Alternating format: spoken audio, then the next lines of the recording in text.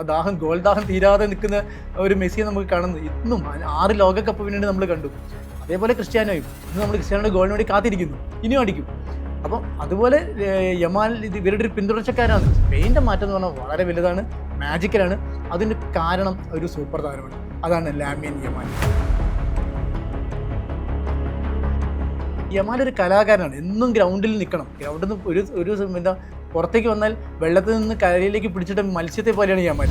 വേറെ സബാൽ എന്ന് പറഞ്ഞ ആൾക്ക് 30 മിനിറ്റ് പന്ത് തൊടാൻ കിട്ടിയിട്ട്, നമ്മൾ ക്രിസ്ത്യാനോട് പറയും ക്രിസ്ത്യാനോ 5 തവണയെ ബോൾ 25 തവണയെ ബോൾ തൊട്ടിട്ടുള്ളൂ എന്നൊക്കെ പറയും. ഇത് തൊടാൻ പോലും സാധിച്ചിട്ടില്ല ഒരു സ്ട്രൈക്കർക്ക്. അത്ര ദയനീയമായിരുന്നു. നിങ്ങൾക്ക് എയർ ഗണ്ണിൽ നിന്ന് വരുന്ന വെടിയുണ്ട് നിങ്ങൾക്ക് അറിയാം. നിങ്ങൾ AK-47 എന്ന വെടിയുണ്ട് വരുന്നതെങ്കിലും സ്പെയിനിൽ AK-47 അല്ലെങ്കിൽ AK-56 ഒക്കെ ആയിരുന്നു ഇന്നലെ സ്പെയിൻ. യമാൽ പന്തുമായിട്ട് വരുന്ന സമയത്ത് അത് തീർച്ചയായിട്ടും ബോക്സിൽ എത്തിയിരിക്കും. അപ്പോൾ ഇത് യമാലിൻ്റെ ലോകകപ്പ് ആയിരിക്കും നമുക്ക് ആദ്യം സംശയം ഉണ്ടായിരുന്നു. പക്ഷെ ആണെന്ന് യമാൽ ഇന്നലെ തെളിയിച്ചു. സ്പെയിനിൻ്റെ ലോകകപ്പിലെ ഒരു കാര്യം എടുത്തു നോക്കുകയാണെങ്കിൽ ആദ്യ മത്സരത്തിൽ കേപ്പ് വെർഡെ പോലൊരു ടീമിനോട് സമനില വഴങ്ങിയാണ് വന്നത്. ആ മത്സരത്തിന് ശേഷം വലിയ രീതിയിലുള്ള വിമർശനങ്ങൾ പരിശീലകനും ടീമിനും നേരിടേണ്ടി വന്നു. അത് കഴിഞ്ഞ് സ്പെയിനിൻ്റെ ഒരു ശക്തമായ തിരിച്ചുവരവ് നമ്മൾ ഇന്നലെ കണ്ടു. എന്തൊക്കെ മാറ്റങ്ങളായിരിക്കാം ടീമിൻ്റെ ഒരു പ്രകടനത്തിലും ടാക്ടിക്സിലും ഒക്കെ വന്നിട്ടുണ്ടാവുക? ഈ ലോകകപ്പ് തുടങ്ങിയത് മുതൽ എല്ലാവരും ചോദിക്കുന്ന ചോദ്യമുണ്ട്, ഈ സൂപ്പർ താരങ്ങൾക്ക് എന്താ കൊമ്പുണ്ടോ എന്ന്. പക്ഷേ സത്യത്തിൽ സൂപ്പർ താരങ്ങൾക്ക് കൊമ്പുണ്ടെന്നുള്ളതിൻ്റെ തെളിവ് നമ്മൾ കഴിഞ്ഞ ദിവസം കണ്ടു, സ്പെയിനും സൗദി അറേബ്യയും തമ്മിലുള്ള മത്സരത്തിൽ. കാരണം സൂപ്പർ താരങ്ങൾ ബാധ്യതയാണ്, അതിൻ്റെ ചർച്ച ഒരു ഭാഗത്ത് വലുതായിട്ട് നടക്കുന്നുണ്ട്. സൂപ്പർ താരങ്ങൾ കാരണം ചില ടീമുകൾ തോറ്റു പോകുന്നു. പക്ഷേ സ്പെയിൻ്റെ കാര്യത്തിൽ അത് നേരെ വിപരീതമാണ്. എന്താണ് ഒരു പ്രതിഭ, ആ പ്രതിഭയെ കൊണ്ട് ആ ഒരു ടീമിന് എന്താണ് ഗുണം എന്നുള്ളത് ശരിക്കും നമ്മൾ കണ്ടു. കാരണം കേപ്പ് വെർദെക്കെതിരെ കണ്ട സ്പെയിനല്ല സൗദിക്കെതിരെ കണ്ടത്. കാരണം സൗദി എന്താ പറയുക, ടോപ്പ് 10 ഒരു ടീമൊന്നുമില്ല, പക്ഷെ എന്നാലും വളരെ ശക്തമായ പോരാട്ടം കാഴ്ചവെച്ചവരാണ്. കഴിഞ്ഞ തവണ അർജൻറ്റീനയെ തോൽപ്പിച്ചവരാണ്. അപ്പോൾ ആ സൗദിയുടെ അടുത്ത് മറ്റൊരു സ്പെയിനെയാണ് നമ്മൾ കണ്ടത്. ശരിക്കും എന്താ പറയുക, രാവും പകലും തമ്മിലുള്ള വ്യത്യാസമായിരുന്നു രണ്ട് സ്പെയിനും തമ്മിൽ. ആദ്യത്തെ കളി എങ്ങനെയായിരുന്നു, എങ്ങോട്ട് പോകണം എന്നറിയാതെ ദിശ അറിയാതെ ഉഴറി നടക്കുന്ന കടലിലിങ്ങനെ എന്താ പറയുക, കപ്പിത്താനൊന്നും ഇല്ലാണ്ട് തെക്ക് വടക്ക് പോകുന്ന ഒഴുകിക്കൊണ്ടിരുന്ന ഒരു പായ്വഞ്ചിയായിരുന്നു ആദ്യത്തെ കളിയിൽ. പക്ഷേ രണ്ടാമത്തെ കളിയിൽ അങ്ങനെയല്ല, അത് നല്ല യുദ്ധക്കപ്പലായിരുന്നു. അത് കൃത്യമായ ലക്ഷ്യമുണ്ട്, കൃത്യമായ ആയുധങ്ങളുണ്ട്, അത് കൃത്യമായിട്ട് അതിൻ്റെ പ്രവർത്തനം, അതിൻ്റെ ലക്ഷ്യം നിറവേറുകയും ചെയ്തു. അത്ര അത്ഭുതകരമായൊരു ട്രാൻസ്ഫോർമേഷൻ, ഒരു പരിവർത്തനമാണ് ശരിക്കും പറഞ്ഞാൽ രണ്ടാമത്തെ കളിയിൽ സ്പെയിൻ വരുത്തിയത്. അങ്ങനെ മാറിയ ടീമുകൾ കുറവാണ് ഈ ലോകകപ്പിൽ. വേണമെങ്കിൽ നമുക്ക് ഡച്ചിനെ പറയാം, നെതർലാൻഡ്സും അത്തരത്തിൽ വലിയൊരു മാറ്റം വന്നു. പക്ഷേ സ്പെയിൻ്റെ മാറ്റം എന്ന് പറഞ്ഞാൽ വളരെ വലുതാണ്, മാജിക്കലാണ്. അതിന് കാരണം ഒരു സൂപ്പർ താരമാണ്, അതാണ് ലാമിൻ യമാൽ. നമ്മൾ എല്ലാവരും ഈ ലോകകപ്പിൽ നല്ല പ്രകടനം കാഴ്ചവെക്കുന്നുണ്ട്. എംബാപ്പയെ കണ്ടു, ഹാലൻഡ് കണ്ടു, പിന്നെ ഹാരി കെയ്ൻ കണ്ടു, മെസ്സി കണ്ടു. അപ്പോൾ നമ്മളിങ്ങനെ കാത്തിരിക്കുകയായിരുന്നു യമാലിന് വേണ്ടിയിട്ട്. ആദ്യത്തെ കളിയിൽ കുറച്ച് സമയം യമാൽ ഇറങ്ങിയിട്ടുള്ളൂ, കാരണം ഒരു ഹാംസ്ട്രിങ് ഇഞ്ചുറി ഉണ്ട്. രണ്ടാമത്തെ കളിയാകുമ്പോഴേക്കും പക്ഷേ യമാലിനെ ഇറക്കാതെ വേറെ പോകാൻ വഴി ഉണ്ടായിരുന്നില്ല സ്പാനിഷ് കോച്ചിന്. ഫസ്റ്റ് ലെവലിൽ തന്നെ ഇറക്കി വലിയ മാറ്റങ്ങൾ, 4 മാറ്റങ്ങളോട് കൂടിയാണ് സ്പെയിൻ രണ്ടാമത്തെ കളിയിൽ ഇറങ്ങിയത്. അതാണ് അതിൻ്റെ ഏറ്റവും വലിയ എന്താ പറയുക തന്ത്രപ്രധാനമായ മാറ്റം. രണ്ടാമത്തെ കളിയിൽ യമാൽ ഫസ്റ്റ് ലെവലിൽ തന്നെ ഇറങ്ങി. ആദ്യത്തെ സെക്കൻഡ് മുതൽ ശരിക്കും 30ാമത്തെ സെക്കൻഡിലും പറ്റാണ് യമാൽ ആദ്യമായിട്ട് പന്ത് കിട്ടുന്നത്. ആ പന്ത് കിട്ടിയത് മുതൽ കളി മാറി. മറ്റൊരു സ്പെയിനെ നമ്മളവിടെ കാണുന്നത്. ശരിക്കും നമ്മളിപ്പം കാളപ്പോരൊക്കെ നിരോധിച്ചെങ്കിലും കാളപ്പോരിൻ്റെ ഒരു വീര്യം നമ്മളെന്നും ഇവരോട് പറയും, ഈ മാറ്റഡോർ ഇട്ടുള്ള കമ്പാരിസൺ, അത് ശരിക്കും യഥാർത്ഥത്തിൽ നമ്മൾ ഇന്നലെ കണ്ടു. അതിനൊരു കാരണം ചാലകശക്തി, പ്രേരകശക്തി എല്ലാം ആ യമാൽ എന്ന 18-കാരനാണ്. അസിസ്റ്റ് ഉൾപ്പെടെ കളം നിറഞ്ഞ് കളിക്കുകയായിരുന്നു യമാൽ അല്ലേ? തീർച്ചയായിട്ടും. കാരണം 30ാം സെക്കൻഡിൽ പന്ത് കിട്ടി അടുത്ത നിമിഷം തന്നെ ഒരു നീക്കമാണ്. ഒരു സൗദി ഡിഫൻഡറെ, വിംഗിൾ ഡിഫൻഡറെ മറികടന്ന് പോസ്റ്റിലേക്ക് നിറയൊഴിച്ചു. 10ാമത്തെ മിനിറ്റിൽ ലക്ഷ്യം കാണുകയും ചെയ്തു. ശരിക്കും ഒരു വലിയ ഭാഗ്യമാണ്. കാരണം നമ്മളൊരു വലിയൊരു യുഗാരംഭത്തിനാണ് നമ്മൾ ഇന്നലെ സാക്ഷ്യം വഹിച്ചത്. ആ ഗോൾ കണ്ടിട്ടില്ലെങ്കിൽ വലിയ നഷ്ടമാണ്. കാരണം യമാൽ ഇനി ഒരുപാട് കാലം മുന്നോട്ട് പോകാനുള്ള ഒരാളാണ്, ഒരുപാട് ഗോളുകൾ അടിക്കേണ്ട ഒരാളാണ്. അതിന് ആദ്യത്തെ ഗോൾ നമുക്ക് ഇന്നലെ കാണാൻ സാധിച്ചു. ഇതിന് തുല്യമായിട്ടുള്ളൊരു അവസ്ഥ എന്ന് പറഞ്ഞാൽ 2006 ജർമ്മനി ലോകകപ്പാണ്. അന്ന് 2 താരോദയങ്ങൾ ഉണ്ടായിട്ടുണ്ട്, ലയണൽ മെസ്സിയും ക്രിസ്ത്യാനോ റൊണാൾഡോയും. സെർബിയക്കെതിരെ മെസ്സി ഇറങ്ങി പിന്നെ ഗോളടിച്ചു, ആദ്യത്തെ കളിയിൽ തന്നെ ഗോളടിച്ചു. പിന്നെ അത് ലാൻഡ്മാർക്ക് ഗോളല്ലേ, ആ മെസ്സി ഇന്ന് എവിടെ നിൽക്കുന്നു, 16 ലോകകപ്പ് ഗോളാണ്, ഇനിയും അടിക്കും. ആ ദാഹം ഗോൾ ദാഹം തീരാതെ നിൽക്കുന്ന ഒരു മെസ്സിയെ നമുക്ക് കാണുന്നത് ഇന്നും 6 ലോകകപ്പ് പിന്നീട് നമ്മൾ കണ്ടു. അതേപോലെ ക്രിസ്ത്യാനോയുടെ ആദ്യത്തെ ഗോൾ ഇറാനെതിരെയായിരുന്നു. ക്രിസ്ത്യാനോ എത്ര ഗോളുകൾ അടിച്ചു, ഇന്ന് നമ്മൾ ക്രിസ്ത്യാനോയുടെ ഗോളിന് വേണ്ടി കാത്തിരിക്കുന്നു, ഇനിയും അടിക്കും. അപ്പം അതുപോലെ യമാൽ ഇവരുടെ ഒരു പിന്തുടർച്ചക്കാരാണ്, അവരുടെ താരതമ്യം ചെയ്യരുതെന്ന് സ്പാനിഷ് കോച്ച് തന്നെ പറഞ്ഞിട്ടുണ്ട്. പക്ഷേ എന്നാലും ഇവരുടെ ഒരു പിന്തുടർച്ചക്കാരനായിട്ടാണ് നമ്മൾ കാണുന്നത്, നമ്മൾ കാണാൻ ആഗ്രഹിക്കുന്നത്. കാരണം യമാൽ ഒരു കലാകാരനാണ്, എന്നും ഗ്രൗണ്ടിൽ നിൽക്കണം. ഗ്രൗണ്ടിൽ നിന്ന് ഒരു എന്താ പുറത്തേക്ക് വന്നാൽ വെള്ളത്തിൽ നിന്ന് കരയിലേക്ക് പിടിച്ചിട്ട് മത്സ്യത്തെ പോലെയാണ് യമാൽ. അപ്പോൾ എന്നും കളിക്കളത്തിൽ നിൽക്കണം. കളിക്കളത്തിൽ വെറുതെ ഒരു കളിക്കാരനല്ല, ഒരു എന്താ പറയുക, ഒരു ചിത്രകാരനെ പോലെയാണ്, ഒരു മെജീഷ്യനെ പോലെയാണ് യമാൽ. അത് നമ്മൾ തന്നെ കണ്ടു. പിന്നെ മിന്നലാട്ടങ്ങളല്ലേ യഥാർത്ഥത്തിൽ യമാൽ വന്നതോടു കൂടിയാണ് സ്പെയിൻ അടിമുടി മാറുന്നത്. ആ ഗോളിന് ശേഷം മറ്റൊരു സ്പെയിനായില്ലേ, പിന്നീട് സൗദി അന്തം വിട്ട് നിൽക്കുക. സൗദിയുടെ ഒരു തന്ത്രം ഒരു ലോ ലൈൻ ഡിഫൻസ് ആയിരുന്നു ശരിക്കും. അതിലാണ് അവർ ഉറുഗ്വേയൊക്കെ തളച്ചത്. അതിൻ്റെ ഒരു വമ്പുമായിട്ടാണ് അവർ സ്പെയിനിന് എതിരെ വന്നത്. അപ്പോൾ കേപ്പ് വെർദെക്കെതിരെ സ്പെയിൻ സമനില വഴങ്ങിയപ്പോൾ ഇവർക്കൊരു ആത്മവിശ്വാസം ഉണ്ടായിരുന്നു, ഇതേ തന്ത്രം പയറ്റിയാൽ സ്പെയിനെ പിടിച്ചു നിർത്താമെന്ന്. പക്ഷേ ഒരു മെജീഷ്യൻ അപ്പുറത്തുണ്ടെങ്കിൽ, അല്ലെങ്കിൽ ഒരു വലിയൊരു പ്രതിഭ, ഒരു ലെജൻഡ്, ഒരു സൂപ്പർ താരം അപ്പുറത്തുണ്ടെങ്കിൽ നിങ്ങളുടെ ഒരു പ്രതിരോധത്തിനും ഫലം കാണില്ല. ഈ ലോ ലൈൻ ഡിഫൻസ് എങ്ങനെയാണ്? നമ്മുടെ ഗോൾ ഏരിയയിൽ വലിയൊരു മതിലങ്ങ് പണിയാം, നല്ല ഉറപ്പുള്ള മതിൽ പണിത് വെച്ചാൽ എതിരാളിക്ക് ഇങ്ങോട്ട് പ്രവേശനം ഉണ്ടാവില്ല, അവർക്കൊരു സ്ഥലം ഉണ്ടാവില്ല. അപ്പോൾ അവർ ബോക്സിന് പുറത്ത് വെച്ച് ലോങ് റേഞ്ചുകൾ ഉതിർക്കുക. അവിടെ അവർക്ക് പേടിക്കാനില്ല. വിശ്വസനായിട്ടുള്ള മുഹമ്മദ് അൽ ഒവൈസ് ഉണ്ട്. ഈ മുഹമ്മദ് അൽ ഒവൈസിന് നമുക്കറിയാം ഉറുഗ്വേക്കെതിരെ 7 മിന്നൽ സേവുകളാണ്, എന്താ പറയുക, സ്വപ്നതുല്യമായ സേവുകളാണ് നടത്തിയിരിക്കുന്നത്. ഈ കഴിഞ്ഞ ലോകകപ്പിൽ നമ്മൾ ഒവൈസിൻ്റെ മാജിക് കണ്ടു. അപ്പോൾ അങ്ങനെ ഒരു ഗോളി ബാറിന് കീഴിലുണ്ടെങ്കിൽ എതിരാളിക്ക് നമ്മൾ ഗോൾ പോസ്റ്റിന് അടുത്തേക്ക് വരാൻ സാധിച്ചിട്ടില്ലെങ്കിൽ നിശ്ചയമായിട്ടും വിജയം ഉറപ്പാണ്, അല്ലെങ്കിൽ സമനിലയെങ്കിലും ഉറപ്പാണ്. പക്ഷെ അതിനെല്ലാം താളം തെറ്റിച്ച് തകിടം മറിച്ച് കളഞ്ഞു. കാരണം അതിനൊരു കാരണക്കാരനാരാ? ഒരൊറ്റ ആൾ, യമാൽ പുറമേട്ട് കളിക്കുക മാത്രമല്ല, ഈ കളിയിലേക്ക് ഒരു പുതിയ ഊർജ്ജം, ഒരു പുതിയ എനർജീനെ ഇഞ്ചക്റ്റ് ചെയ്യായിരുന്നു. കാരണം യമാൽ വന്നതോടുകൂടി സ്പെയിനും സ്കോർ ലൈൻ മാത്രമല്ല മാറിയത്, അടിമുടി മാറിക്കഴിഞ്ഞു. ഇപ്പം യമാലിനെ കുറിച്ച് പറയുമ്പോൾ തന്നെ വിട്ടുപോകാൻ പറ്റാത്തൊരു പേരാണ് ഒയാർസബാൽ. ഒയാർസബാലിൻ്റെ തകർപ്പൻ ഫോം നമ്മൾ ഇന്നലെ കണ്ടു. 2 ഗോളുകൾ നേടുകയും ചെയ്തിട്ടുണ്ടായിരുന്നു. ഒയാർസബാലിൻ്റെ ഈ ഒരു ഒത്തിണക്കത്തിൽ, കളിയിൽ ആ ഒത്തിണക്കം കൊണ്ടുവരുന്നതിൽ ഒയാർസബാലിൻ്റെ ഒരു ഫോമിൻ്റെ പ്രാധാന്യം എത്രത്തോളം ഉണ്ടാവും? ശരിക്കും നമ്മൾ നേരത്തെ പറഞ്ഞതിൻ്റെ ബാക്കിയാണിത്. യമാൽ കളിക്കുക മാത്രമല്ല, കളിപ്പിച്ചു. വെച്ചാൽ കളിയിലേക്ക് ഒരു പുതു രക്തം കൊടുത്തു. കാരണം തളർന്നിരിക്കുന്ന ഒരാൾക്ക് ഒരു പുതുരക്തം കൊടുത്താൽ എങ്ങനെ ഉണ്ടാവും? ഉണർന്നു. അതാണ് ശരിക്കും ഇന്നലെ സ്പെയിനിലുണ്ടായിരിക്കുന്നത്. ഈ ഒയാർസബാലിൻ്റെ പ്രത്യേകത എന്താ? ആദ്യത്തെ കളിയിൽ വളരെ നാണം കെട്ട റെക്കോർഡുള്ള ഒരാളാണ്. 30 മിനിറ്റ് സ്ട്രൈക്കറാണ്, സ്പെയിൻ്റെ സ്ട്രൈക്കറാണ്. 30 മിനിറ്റ് പന്ത് തൊട്ടിട്ടില്ല. അതിലപ്പുറം ആ ടീമിനെ വിലയിരുത്താൻ വേറെ എന്താ വേണ്ടത്? ഈ ഒയാർസബാൽ എന്ന് പറഞ്ഞ ആൾക്ക് 30 മിനിറ്റ് പന്ത് തൊടാൻ കിട്ടിയിട്ടില്ല. നമ്മൾ ക്രിസ്ത്യാനോട് പറയും, ക്രിസ്ത്യാനോ 5 തവണയെ ബോൾ 25 തവണയെ ബോൾ തൊട്ടിട്ടുള്ളൂ എന്നൊക്കെ പറയും. ഇത് തൊടാൻ പോലും സാധിച്ചിട്ടില്ല ഒരു സ്ട്രൈക്കർക്ക്. അത്ര ദയനീയമായിരുന്നു. ഇത് വേറെ ആ കളി എങ്ങനെ ഉണ്ടായിരുന്നു നമ്മൾ വേറെ വിലയിരുത്തേണ്ട കാര്യമില്ല. ആ ഒയാർസബാലാണ് ഇന്നലെ 2 ഗോൾ അടിച്ചത്. പിന്നെ ഒരു ഗോള് എന്താ പറയുക, ക്രോസ് ബാർ തട്ടിപ്പോയി. ഒന്ന് ഒരു മുടിനാരയുടെ വ്യത്യാസത്തിലാണ് ഒഴിഞ്ഞു പോയിരിക്കുന്നത്. അപ്പോൾ ശരിക്കും പറഞ്ഞാൽ ഇന്നലെ തന്നെ ഒയാർസബാൽ ഹാട്രിക് അടിക്കാമായിരുന്നു. അതുമാത്രമല്ല, ബാക്കി വന്ന ഗോളുകൾ ആരുടെ കാലിൽ നിന്നാണ് വന്നത്? ഇപ്പം യമാൽ അടിച്ച ഗോള് ഒയാർസബാലിൻ്റെ ക്രോസാണ്. ഗോളുകൾ നേടുന്നു, പാസുകൾ കൊടുക്കുന്നു എന്നുള്ളത് മാത്രമല്ല, സജീവമായിരുന്നു. സൗദി പിന്നെ പ്രതിരോധത്തിന് ഉറക്കമില്ല രാത്രിയായിരുന്നു. സത്യത്തിൽ അവിടെ രാത്രിയല്ല, എന്നാലും ഉറക്കമില്ല ദിവസമായിരുന്നു അവിടെ. അപ്പോൾ അത്ര ആൾ മാറിപ്പോയി. അതിന് മാറാനൊരു കാരണം എന്താ? അത് യമാൽ എന്നുള്ള ഒരു ബിന്ദു അവിടെ വന്നു. അതിൻ്റെ അകത്ത് ഒരുപാട് ഊർജ്ജം പ്രസരിച്ചു. ആ ഊർജ്ജം എല്ലാവർക്കും കിട്ടി. ഈ ഒയാർസബാലിന് മാത്രമല്ല, മിഡ്ഫീൽഡിന് കിട്ടി. പിന്നെ യമാലിൻ്റെ ഒരു മാജിക്ക് മാത്രമല്ല, ഇന്നലെ നടത്തിയ സബ്സ്റ്റിറ്റ്യൂഷൻ, ഇന്നലെ വലിയ ചേഞ്ചസ് വരുത്തി. അതിൽ 3 ചേഞ്ചസ് വളരെ ഫലപ്രദമായിരുന്നു. യമാൽ റൈറ്റ് വിങ്ങിൽ വന്നു, പെഡ്രോ പോറോ വന്നു, ഡാനി അൽമോ മിഡ്ഫീൽഡിൽ വന്നു. അപ്പോൾ അതിന് മൊത്തം മാറി. പിന്നെ അവിടെ ഒരു വ്യത്യാസം വന്നിരിക്കുന്നത്, യമാൽ വിങ്ങിലൂടെ കയറുന്ന സമയത്ത് യമാലിൻ്റെ പേസ് എന്ന് പറഞ്ഞാൽ അപാരമായ പേസും പന്തടക്കമാണ്. അങ്ങനെയുള്ള ഒരാൾ, വളരെ ഫ്ലൂയിഡായിട്ടൊരു പ്ലെയർ പന്തുമായിട്ട് മുന്നേറുന്ന സമയത്ത് ഒരു സൗദി ഡിഫൻഡർക്ക് അയാളെ മിരിക്കാൻ സാധിക്കില്ല. ഇപ്പോൾ 2 or 3 പേര് അവിടേക്ക് മാറുന്ന സമയത്ത് ഇവിടെ വലിയ ഗ്യാപ്പാണ്. അവിടെയാണ് ഈ എന്താ പറയുക, പിന്നെ ഡാനി അൽമോ വളരെ 10ാം നമ്പറിന്, ശരിക്കും 10ാം നമ്പറിന് പറ്റിയ കളിക്കാരനായിരുന്നു. ഊർജ്ജസ്വലനായിരുന്നു. അവിടെ പന്തുകൾ വാങ്ങുകയും കൈമാറുകയും ചെയ്യുന്നത് അവിടെ ശരിക്കും എന്താ പറയുക, സൗദിയുടെ സെൻട്രൽ ഡിഫൻസിനെ കശക്കി എറിഞ്ഞു കളഞ്ഞു. ഒരുപാട് ഗ്യാപ്പ് അവിടെ ഉണ്ടാക്കി.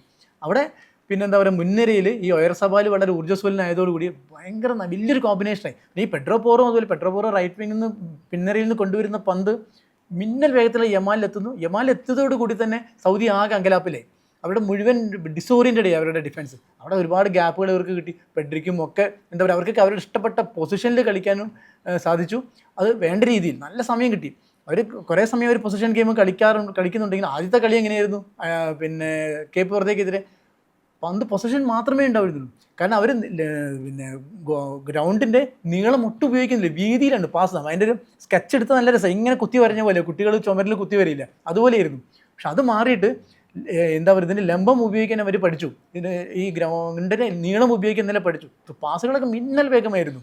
മിന്നൽ വേഗത്തിൽ പന്തെത്തുന്നു, അത് അതേപോലെ തന്നെ ഗോളിലേക്ക് പോകുന്നു. ആ ഷോട്ട് അറ്റ് ഗോളൊക്കെ എത്രയാണെന്ന് നോക്കും. അതിന് അന്തരം എന്താണ്? 20 അറ്റംപ്റ്റ് ഉണ്ടായിരുന്നു ഗോൾ. 20 അറ്റംപ്റ്റ് ഉണ്ടായിരുന്നു. അതിന് 4 ഗോളായില്ലേ, 4 ശരിക്കും പറഞ്ഞാൽ ഒരു 3 ഗോളും കൂടി ശരിക്കും വഴങ്ങേണ്ട സാഹചര്യം ഉണ്ടായിരുന്നു. നിർഭാഗ്യം കൊണ്ടാണ്, സ്പെയിനിൻ്റെ നിർഭാഗ്യം, സൗദിയുടെ ഭാഗ്യമുണ്ട്. പിന്നെ അവരുടെ ഗോളിയും ഒരുപാട് നല്ല സേവ് നടത്തി. ഇപ്പോൾ ഇവനൊരു പിന്നെ സെൽഫ് ഗോൾ കുടുങ്ങിയത് പോലും പിന്നെ ഗോളിയുടെ സേവ് ആയിരുന്നു. ഗോളി സേവ് 9 ഓൺ ടാർഗറ്റ് ഉണ്ടായിരുന്നു. അത് ഉറുഗ്വേക്കെതിരെ പോലെ ഇതിലും സേവ് ചെയ്തു. പക്ഷേ ഒരു പരിധിയില്ലേ, നിങ്ങൾക്ക് എയർ ഗണ്ണിൽ നിന്ന് വരുന്ന വെടിയുണ്ട നിങ്ങൾക്ക് അറിയാം. നിങ്ങൾ AK-47 എന്ന വെടിയുണ്ട വരുന്നതെങ്കിലും സ്പെയിനിൽ AK-47 അല്ലെങ്കിൽ AK-56 ഒക്കെ ആയിരുന്നു സ്പെയിൻ. അപ്പോൾ അതിലൊരു പരിധിയുണ്ട്. സേവ് ചെയ്ത പന്താണ് സ്വന്തം ഡിഫൻഡറുടെ ദേഹത്ത് തട്ടിയിട്ട് പോയത്. രണ്ടാമത് ഒരിക്കലും കൂടി പോയിരുന്നു. അതെന്തോ സൗദിയുടെ ഭാഗ്യത്തിന് അത് രക്ഷപ്പെട്ടു, ഡിഫൻഡറുടെയും ഭാഗ്യത്തിനും. അത് കളിയുടെ ഒരു ഭാഗമാണ്. പക്ഷേ ശരിക്കും പറഞ്ഞാൽ ഗോളിയുടെ ആ മികവ് കൂടി ഉണ്ടായിരുന്നില്ലെങ്കിൽ 1/2 ഡസനിൽ കൂടുതൽ ഗോളിന് ശരിക്കും സ്പെയിൻ എന്ന് ജയിക്കും. അതിന് പൂർണ്ണ ഉത്തരവാദിത്വം ഈ ഒരു കോമ്പിനേഷനാണ്. ഈ പെഡ്രോ പോറും ഡാനി ഓൾമും യമാലും തമ്മിലൊരു കൂട്ടുകെട്ട്, അത് ശരിക്കും അവരെ നോക്കിയാൽ മതി. സ്പെയിനിൻ്റെ എന്തെങ്കിലും നീക്കങ്ങൾ പലതും വന്നിരിക്കുന്നത് വലതുവശത്താണ്. വലതുവശമായിരുന്നു നമ്മുടെ ഒരു ഹീറ്റ് മാപ്പ് എടുത്തു കഴിഞ്ഞാൽ നമുക്ക് കാണാം വലതുവശത്ത് കൂടിയാണ്. പക്ഷേ ഇവരെ മാർക്ക് ചെയ്യാൻ ഈ സൗദിക്കാർ എപ്പം ശ്രമിക്കുന്നു അതോടെ അത് ചെതറും. പിന്നീട് റോഡ്രിക്കും അല്ലെങ്കിൽ പെഡ്രോയ്ക്കൊക്കെ മനോഹരമായിട്ട് പന്ത് പിന്നെ മിഡ്ഫീൽഡിൽ കൺട്രോൾ ചെയ്യാനും അത് നീക്കങ്ങളായിട്ട് കൺവേർട്ട് ചെയ്യാനും അവർക്ക് നന്നായിട്ട് സാധിച്ചു. ഇപ്പോൾ നേരത്തെ BK പറഞ്ഞു ഒരു സൂപ്പർ താരത്തിൻ്റെ ഉദയം കൂടെ കണ്ട ലോകകപ്പാണിത് എന്ന് പറയുന്നു. യമാൽ ഇനി അങ്ങോട്ട് എങ്ങനെയായിരിക്കും പെർഫോം ചെയ്യുക? യമാലിൻ്റെ ഫ്യൂച്ചർ എന്തായിരിക്കും? യമാലിൻ്റെ നല്ല ബ്രൈറ്റ് ഫ്യൂച്ചർ ആയിരിക്കും എന്നുള്ളത് ഇന്നലെ യമാൽ തന്നെ തെളിയിച്ചു. അതിന് മുകളിൽ പറയേണ്ട കാര്യമില്ല. കാരണം യമാൽ ഇന്നലെ ഗോളടിക്കുമ്പോൾ 18 വർഷവും 343 ദിവസവും. മെസ്സി സെർബിയക്കെതിരെ ഗോളടിക്കുമ്പോൾ 18 വർഷവും 358 ദിവസവും. ഏറ്റവും പ്രായം കുറഞ്ഞ ഗോൾ സ്കോറർമാരിൽ ഒരാളാണ്. ഏറ്റവും പ്രായം കുറഞ്ഞ ആൾ പെലെ. അത് നമുക്ക് ഇനി ആർക്കും റെക്കോർഡ് ഭേദിക്കാൻ പറ്റില്ല. 17 വയസ്സായിരുന്നു പെലേക്ക് ആദ്യമായിട്ട് ഗോളടിക്കും 58.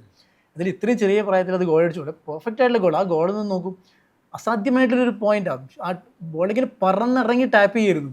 കാരണം അത് അപാരമായിട്ടുള്ള ഗോൾ സ്കോറിങ് മികവ്, ഫിനിഷിങ് മികവുള്ള ഒരാൾക്ക് മാത്രമേ സാധിക്കുള്ളൂ. അത്രയും ഫ്ലൂയിഡ് ആയിട്ടുള്ള ഒരാൾക്കേ സാധിക്കുള്ളൂ. അത് യമാൽ സാധിച്ചു. പിന്നീട് നീക്കങ്ങളെല്ലാം യമാൽ പന്തുമായിട്ട് വരുന്ന സമയത്ത് അത് തീർച്ചയായിട്ടും ബോക്സിൽ എത്തിയിരിക്കും. അപ്പോൾ ഇത് യമാലിൻ്റെ ലോകകപ്പ് ആയിരിക്കും നമുക്ക് ആദ്യം സംശയം ഉണ്ടായിരുന്നു. പക്ഷെ ആണെന്ന് യമാൽ ഇന്നലെ തെളിയിച്ചു. പരിക്കുണ്ട്. ആ പരിക്ക് എങ്ങനെ എത്രമാത്രം ശരിക്കും പറഞ്ഞാൽ റിസ്ക് എടുത്തിട്ടാണ് പിന്നെ സ്പാനിഷ് കോച്ച് യമാലിനെ കളിപ്പിച്ചുകൊണ്ടിരിക്കുന്നത്. ഇതിന് വലിയ മറുപടി ബാഴ്സയോട് പറയേണ്ടി വരും മിക്കവാറും. കാരണം ബാഴ്സയ്ക്ക് സ്പെയിൻ ജയിക്കുക എന്നുള്ളതല്ലല്ലോ. അവർക്ക് യമാലിന് എന്തെങ്കിലും പരിക്ക് പറ്റി നഷ്ടപ്പെടുക എന്ന് പറഞ്ഞാൽ അവർ സഹിക്കില്ല. നമ്മളെല്ലാ ലോകകപ്പിലും ഇത്തരം സംഘർഷം നമ്മൾ കാണും ക്ലബും രാജ്യവും തമ്മിൽ. ശരിക്കും യമാലിൻ്റെ ഒരു കരിയറിനെ റിസ്ക് ചെയ്തിട്ടാണ് ഇന്നലെ ശരിക്കും മുഴുവൻ സമയം ഇറക്കിയിരിക്കുന്നത്. യമാലിൻ്റെ ഒരു മികവ് അറിയണമെന്നുണ്ടെങ്കിൽ നമ്മൾ ഈ കളിയില്ല, കേപ്പ് വെർദേക്കെതിരെ ആദ്യം മത്സരം നോക്കണം. മുഴുവനും നിർജീവമായിട്ട് നിശ്ചലമായി കിടന്നൊരു തടാകമായിരുന്നു ശരിക്കും സ്പെയിന്. 70 മിനിറ്റ് വരെ. 70-ാം മിനിറ്റിലാണ് യമാൽ ഇറങ്ങുന്നത്. ഒന്ന് നോക്കൂ, യമാൽ ഇറങ്ങിയതോടുകൂടി തന്നെ അതിന് ജീവൻ വെച്ചു. അതിൽ ഓളങ്ങൾ വെട്ടാൻ തുടങ്ങി. അത് പിന്നെ വലിയൊരു കുത്തൊഴുക്കായി. പക്ഷെ അത് ഗോളായിട്ട് കൺവേർട്ട് ചെയ്യാൻ സാധിക്കാതെ പോയി പിന്നീട് 20 മിനിറ്റ്. പക്ഷെ അവിടെ ജീവൻ വെച്ചു. ഒരു പ്രതീക്ഷയുടെ ഒരു നാമ്പ് അവിടെ തളിരിട്ടു. അതാണ് ശരിക്കും ഇന്ന് പൂവണിഞ്ഞിരിക്കുന്നത്. ആ രണ്ടാമത്തെ കളിയിൽ അന്ന് നമ്മൾ കേപ്പ് വെർദേക്കെതിരെ കണ്ട സൂചനയാണ് ശരിക്കും പിന്നെ സൗദിക്കെതിരെ അത് നമ്മൾ സാക്ഷാത്കരിക്കപ്പെട്ടത്. നന്നായിട്ട് അത് കണ്ടു. യമാലിൻ്റെ ലോകകപ്പാണിതെന്ന് നമ്മൾ പറഞ്ഞതിൽ യാതൊരു അതിശയോക്തിയില്ല. പിന്നെ യമാൽ എന്ന് പറഞ്ഞാൽ നമുക്കറിയാം, അയാൾ ഫുട്ബോളിന് അങ്ങേയറ്റം പ്രണയിക്കുന്ന ഒരാളാണ്. റോക്കഫോണ്ടോ എന്നുണ്ട് ബ്രസീലിലെ സ്ഥലം.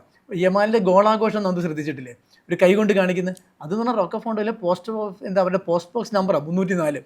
304 കൈ കൊണ്ട് കാണിക്കുന്നത്. അപ്പം അത്രമാത്രം എന്താ പറയുക, ആ സ്വന്തം നാടിനെ വളരെ പാവപ്പെട്ട ഈ കുടിയേറ്റക്കാർ, ഒരുപാട് പാവപ്പെട്ട കുടിയേറ്റക്കാർ താമസിക്കുന്ന ഒരു സ്ഥലമാണ് റോക്കഫോണ്ടോ സ്പെയിനിൽ. അവിടെ നിന്നാണ് അതിൻ്റെ ഒരു ആ മണ്ണിൻ്റെ ഒരു ഗുണം, അതിൻ്റെ ഒരു കഷ്ടപ്പാടിൻ്റെ പിന്നെ ഇല്ലായ്മയുടെയൊക്കെ ഒരു എന്താ പറയുക ജീവൻ, അതിനൊക്കെ ഒരു ജീവനുണ്ട്. ആ ജീവനാണ് എന്താ പറയുക ഇയാളുടെ ഫുട്ബോളിനോടുള്ള ഒരു പ്രണയത്തിലും, ആ പ്രണയമാണ് അയാളുടെ കളിയിലെ പിന്നെ ഈ സൗന്ദര്യത്തിനൊക്കെ പൂവിടുന്നത്. അത് ശരിക്കും ഒരു പെയിൻറ്റിങ് പോലെയാണ് അയാളുടെ കളി. അതൊക്കെ ഈ എന്താ പറയുക ഈ മണ്ണിൻ്റെ മണമുള്ള കളിയാണ് ശരിക്കും. അപ്പോൾ അത് യമാലിന് ഒരുപാട് വലിയ ലക്ഷ്യങ്ങളുണ്ട്. ആ ലക്ഷ്യങ്ങൾ നമുക്ക് തുടർന്നുള്ള മത്സരങ്ങളിൽ കാണാം. അടുത്ത റൗണ്ട് ഓഫ് 32ലേക്കുള്ള സ്പെയിനിൻ്റെ സാധ്യതകൾ നോക്കുകയാണെങ്കിൽ ഒരു റിസ്ക് എലമെൻ്റ് അതിലുണ്ട്. ഉറുഗ്വേക്കെതിരെയുള്ള കളി വളരെ ഇമ്പോർട്ടൻ്റ് ആണ്. എത്രത്തോളമാണ് സ്പെയിനിൻ്റെ സാധ്യതകൾ ഇനി മുന്നോട്ട്? അപ്പോൾ സ്പെയിനിന് ശരിക്കും ഒരു നല്ല ആധികാരികമായ ജയം സ്വന്തമാക്കിയെങ്കിലും അവർക്ക് മുന്നോട്ട് പോകാൻ സാധിക്കുന്ന ഇപ്പോഴും നമുക്ക് 100% ഉറപ്പ് പറയാൻ പറ്റില്ല. കാരണം ഇനി അടുത്ത മത്സരത്തിൽ ഉറുഗ്വേ ഇട്ടാണ്. കടലാസിലെങ്കിലും അവർ ഏറ്റവും കൂടുതൽ വെല്ലുവിളി നേരിടാൻ പോകുന്ന ഒരു മത്സരം ഉറുഗ്വേക്കെതിരെയുള്ളതായിരിക്കും. കാരണം കേപ്പ് വെർദെയോ അല്ലെങ്കിൽ സൗദിയോ പോലുള്ള ടീമല്ല ഉറുഗ്വേ. ഒരുപാട് മത്സര പരിചയമുള്ള ടീമാണ്. അപ്പോൾ സ്പെയിനിനെ എങ്ങനെ നേരിടണമെന്ന് അറിയാവുന്ന ടീമാണ്. അപ്പോൾ അതൊരു വലിയ വെല്ലുവിളിയാണ്. ഉറുഗ്വേക്കെതിരെ സ്പെയിൻ പരാജയപ്പെട്ടാൽ അവർ പുറത്താവും. എന്നാലും ഇത്രയും ആധികാരികമായ ഒരു ജയം സ്വന്തമാക്കി അവർ പുറത്താവുന്നൊരവസ്ഥ. അപ്പോൾ ഉറുഗ്വേക്കെതിരെ അവർക്ക് സമനിലയെങ്കിലും വേണം മുന്നോട്ട് പോകാൻ. പിന്നെ എല്ലാവർക്കും അവിടെ സാധ്യതയുണ്ട്. ഇപ്പോൾ കേപ്പ് വെർദെ സൗദിയായിട്ടാണ് മത്സരം. സൗദി അവർ വലിയ മാർജിനിൽ തോൽപ്പിച്ചാൽ അത്യത്ഭുതം സംഭവിക്കും. കാരണം ഇത്രയും കുഞ്ഞൻ രാജ്യം എന്ന് പറഞ്ഞിട്ടൊരു രാജ്യം, 1.5 ലക്ഷം ജനസംഖ്യ മാത്രമുള്ള ഒരു രാജ്യത്തിന് അവർ 32-ാം റൗണ്ട് ഓഫ് 32ലേക്ക് പ്രവേശിക്കുന്നു. വലിയൊരു ചരിത്രം ഒരു പക്ഷേ പിറന്നേക്കാം. കാരണം അവരുടെ കഴിഞ്ഞ 2 കളിയിൽ നമ്മൾ നോക്കുക, അവരുടെ ഗോളിയുടെ ഒക്കെ ഒരു പ്രകടനം അവരും അർഹിക്കുന്നുണ്ട് ഒരു പ്രൊമോഷൻ ശരിക്കും. അപ്പോൾ എല്ലാവർക്കും തുല്യമായ അവസരമാണ്. എന്തായാലും സ്പെയിനിനെ സംബന്ധിച്ചിടത്തോളം മറ്റവർക്കൊന്നും കാര്യമായിട്ട് നഷ്ടപ്പെടാനൊന്നുമില്ല. സ്പെയിനിന് നഷ്ടപ്പെടാൻ ഒരുപാട് കാര്യങ്ങളുണ്ട്. അതുകൊണ്ട് സ്പെയിനിന് അടുത്ത മത്സരം വളരെ നിർണായകമാണ്. സമനിലയെങ്കിലും പിടിച്ചിട്ടില്ലെങ്കിൽ വലിയ ബുദ്ധിമുട്ടാവും. പക്ഷേ എനിക്ക് തോന്നുന്നു ഈ കഴിഞ്ഞ 2 കളികൾ വെച്ച് നമ്മൾ സ്പെയിനെ വിലയിരുത്തുമ്പം അത്ര ബുദ്ധിമുട്ടായിരിക്കില്ല. കാരണം ഉറുഗ്വേക്കും ഇതേ പ്രശ്നമുണ്ട്. ഉറുഗ്വേ ഒരു സ്ട്രൈക്കറുടെ പോരായ്മ അവരെ ശരിക്കും മുഴച്ചു നിൽക്കുന്നുണ്ട്. പഴയ എന്താ പറയുക ലൂയിസ് സുവാരസിൻ്റെയോ അല്ലെങ്കിൽ എൻസോ ഫ്രാൻസിസ്കോയുടെ ഒന്നും ഒരു മികവ് അവർക്ക് അവിടെ കാണാനില്ല. അങ്ങനത്തെ സ്ട്രൈക്കേഴ്സ് അവരില്ല. അതാണ് അവർ ശരിക്കും ഈ സൗദിയോടൊക്കെ സമനില വഴങ്ങാൻ ഒരു കാരണമായത്. ഇപ്പോൾ കേപ്പ് വെർദെയോട് 2-2 അപ്പം സ്പെയിൻ കേപ്പ് വെർദെയെ ഗോൾ അടിക്കാൻ സമ്മതിച്ചിരുന്നില്ല. പക്ഷേ ഉറുഗ്വേ 2 ഗോൾ വഴങ്ങി, 2 അടിച്ചെങ്കിലും. അപ്പോൾ ഉറുഗ്വേക്കും ജയിച്ചേ പറ്റും. അപ്പോൾ അവരെന്തും മറന്നും സകലതും മറന്ന് അവർ സ്പെയിനിനെ ആക്രമിക്കും. അപ്പോൾ അവർക്ക് ജയം നിർബന്ധമാണ്. അതേപോലെ തന്നെ കേപ്പ് വെർദെയ്ക്കും സൗദിക്ക് എല്ലാവർക്കും തുല്യമായ ഒരു സാഹചര്യം അവിടെയുണ്ട്. പക്ഷേ എനിക്ക് തോന്നുന്നു ഇപ്പോഴത്തെ കളി വെച്ച് നോക്കുമ്പോൾ സ്പെയിൻ തന്നെയായിരിക്കും അവർക്കൊരു സമനില മതി മുന്നോട്ട് പോകാൻ. അല്ലെങ്കിൽ കേപ്പ് വെർദെ സൗദിയെ വലിയ മാർജിനിൽ തോൽപ്പിക്കണം. അടുത്തിനി യുറുഗ്വേ ആയിട്ടുള്ള ഒരു നിർണായക മത്സരത്തിലേക്ക് പോകുമ്പോൾ സ്പെയിൻ എന്തൊക്കെ മാറ്റങ്ങളായിരിക്കും കൊണ്ടുവരിക? യുറുഗ്വേ എത്രത്തോളം അപകടകാരിയാണ് സ്പെയിനിൻ്റെ ലോകകപ്പ് സ്വപ്നങ്ങൾക്ക്? ഉറുഗ്വേ ശരിക്കും നമുക്ക് വലിയ പ്രതീക്ഷയുള്ള ടീമായിരുന്നു. പക്ഷേ ഈ ലോകകപ്പിൽ വന്നതോടുകൂടി അവരൊരു ഡിസോറിയൻറ്റഡ് ടീമായിട്ട് നമുക്ക് കാണുന്നത്. കാരണം ആക്രമണത്തിലും മൂർച്ച കുറവാണ്, പ്രതിരോധത്തിലും മിഡ്ഫീൽഡിലും ഒക്കെ പ്രശ്നമുണ്ട്. പ്രതിരോധത്തിലൊക്കെ പ്രശ്നമുള്ളത് കൊണ്ടാണല്ലോ കേപ്പ് വെർദെ 2 ഗോൾ അടിച്ചു. അവർ അത്ര വലിയ സ്ട്രൈക്കിംഗ് ഫോഴ്സ് ആയിരുന്നില്ല. പക്ഷേ അവർ 2 ഗോൾ അടിക്കാൻ സാധിച്ചു, 2 വഴങ്ങിയെങ്കിലും. അപ്പോൾ ഉറുഗ്വേ സ്പെയിൻ വെച്ച് നോക്കുമ്പോൾ എത്രയോ താഴെയാണ് ഇന്നത്തെ ഈ കളി നിലവാരം വെച്ചിട്ട്. ഈ മാർസലോ ബിയേൽസ എന്തൊക്കെ അത്ഭുതങ്ങൾ ഇനി അവസാന മത്സരത്തിൽ കൊണ്ടുവരുമെന്ന് പറയാൻ സാധിക്കില്ല. സ്പെയിനിനും ഇനി ഒരുപാട് മാറ്റങ്ങളില്ല. അവരുടെ പ്രധാനപ്പെട്ട പ്രശ്നങ്ങളെല്ലാം ഒരുവിധം രണ്ടാമത്തെ മത്സരത്തിൽ പരിഹരിച്ചു. അവരുടെ പ്രശ്നം എന്ന് പറഞ്ഞാൽ അറ്റാക്കിങ്ങിന് ആളുണ്ടായിരുന്നില്ല എന്നുള്ളതായിരുന്നു. അത് ഇന്നലത്തോടെ പരിഹരിച്ചു. സബാൽ നല്ല ആത്മവിശ്വാസത്തിലാണ്. ഒരൊറ്റ ക്ലബിന് വേണ്ടി മാത്രം കളിച്ച, റിയൽ സൊസിദാദിന് വേണ്ടി മാത്രം കളിച്ചിട്ടുള്ള ഒരു കളിക്കാരൻ. അങ്ങനെ അപൂർവം കളിക്കാരേ ഉള്ളൂ. ഇനി നാളെ ഇത് കഴിഞ്ഞാൽ ടീമുകൾ ക്യൂ നിൽക്കുന്നൊരു അവസ്ഥ വന്നേക്കാം. അത്രയും നല്ല സ്ട്രൈക്കറായിട്ട് ഒറ്റ മത്സരം കൊണ്ട് രൂപാന്തരം പ്രാപിച്ചു. മാത്രമല്ല വളരെ അവസരവാദിയാണ് ഗോൾ പോസ്റ്റ് മുന്നിൽ, അത് തെളിയിച്ചു കഴിഞ്ഞു. അപ്പം അത്തരം പ്രശ്നങ്ങൾ സ്പെയിനിൻ്റെ എല്ലാം ഒരുവിധം ഇന്നലത്തെ കളിയോടുകൂടി തന്നെ തീർത്തു. ഇനി എനിക്ക് തോന്നുന്നത് സ്പെയിന് മുന്നോട്ട് പോകാനുള്ള എല്ലാ ഊർജ്ജവും അവർക്കുണ്ട്. അവർക്ക് കാര്യമായിട്ടൊരു തിരുത്തലുകളൊന്നും ആവശ്യമുണ്ടെന്ന് എനിക്ക് തോന്നുന്നില്ല. അങ്ങനെ കോച്ച് റിസ്ക് എടുക്കില്ല. പിന്നെ യമാലിനെ വീണ്ടും റിസ്ക്കാണ് പ്രശ്നം. അത് എടുക്കുമ്പോൾ അല്ല യമാൽ അടുത്ത കളിയിൽ സബ്സ്റ്റിറ്റ്യൂട്ട് ചെയ്യുമോ എന്നുള്ളത് മാത്രമേ ഉള്ളൂ. യമാൽ ഉണ്ടെങ്കിൽ കളി മാറുമെന്ന് അറിയാം. അതുകൊണ്ട് ഒരു പക്ഷേ ആ റിസ്ക് എടുക്കുമായിരിക്കും.